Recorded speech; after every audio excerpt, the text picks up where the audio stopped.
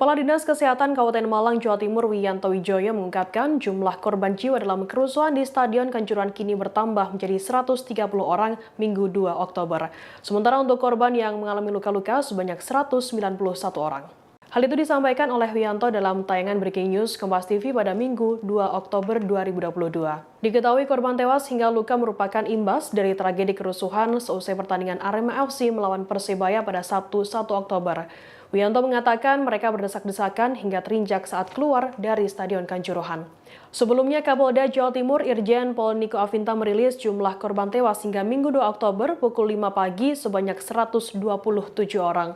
Sementara untuk korban luka-luka sebanyak 180 orang. Niko menjelaskan 2 dari 127 orang yang meninggal dunia merupakan anggota Polri.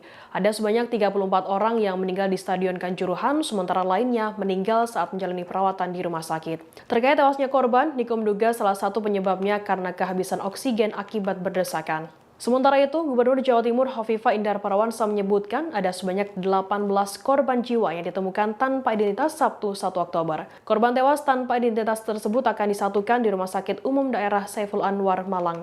Hovifah mengatakan untuk biaya perawatan korban yang dirawat di RSSA akan menjadi tanggung jawab pemerintah Provinsi Jawa Timur.